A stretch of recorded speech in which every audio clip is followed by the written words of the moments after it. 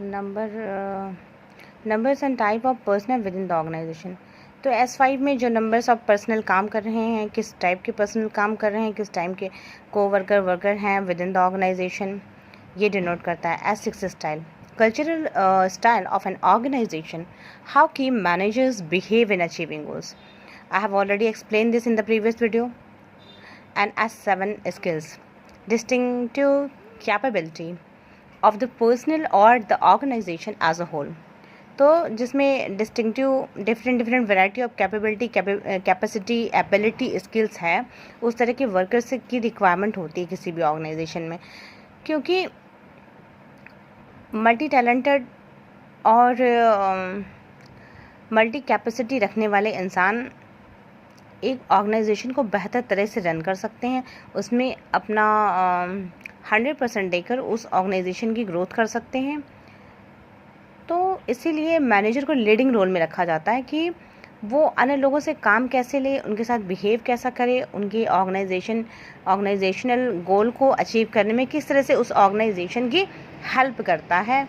Organisational behaviour model, तो किसी भी ऑर्गेनाइजेशन का बिहेवियर मॉडल कैसा होता है, चलिए देख लेते हैं। Let's see how the model should be. A model is an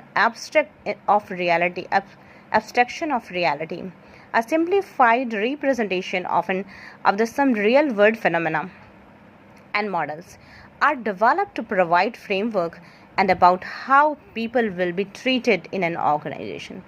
एक सबसे महत्वपूर्ण बात होती है कि लोगों को कैसे ट्रीट करना है, ये बहुत ज़रूरी है। और वहाँ के मैनेजर को, उस ऑर्गेनाइजेशन के मैनेजर को, स्पेसिफिकली मैनेजर को ये पता होना चाहिए कि हमें अपने सबऑर्डिनेट्स, सब कलीग्स को के साथ बिहेव कैसे करना है, उन्हें ट्रीट कैसे करना है, उन्हें डील कैसे करना है, क्योंकि आप अच्छे बिहेवियर के द्वारा उनसे बहुत कुछ काम करवा सकते हैं जो कि आप एक बैड बिहेवियर के द्वारा नहीं करवा सकते हैं। You cannot mend them all, but by your good behavior you can make it happen actually, and that need to be focused.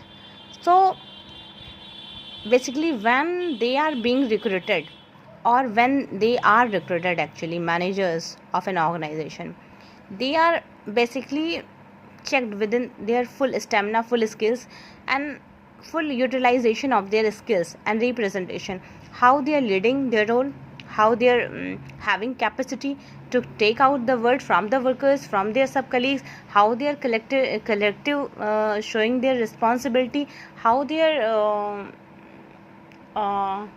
collectively making people agile to work collectively in a teamwork. That is very important. Teamwork is very important. How he is assigning, not only assigning, but making them work collectively. This talent need to be required in a manager actually. Fine.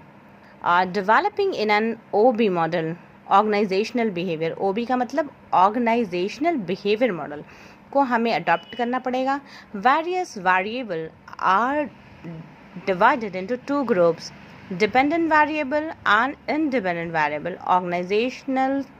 Organizations, non-human resources, individual level variable, physiological variable, personality, perception, learning, attitude and values, emotional intelligence, motivation, individual decision making. तो physiological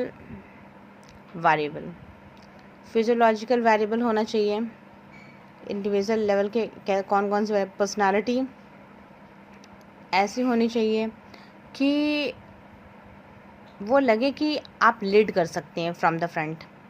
perception ऐसा होना चाहिए जो सिर्फ और सिर्फ न केवल वहाँ के वर्कर्स के बेनिफिट के बारे में सोचें, बट लॉन्ग टर्म में ऑर्गेनाइजेशन को बेनिफिट देकर जाए।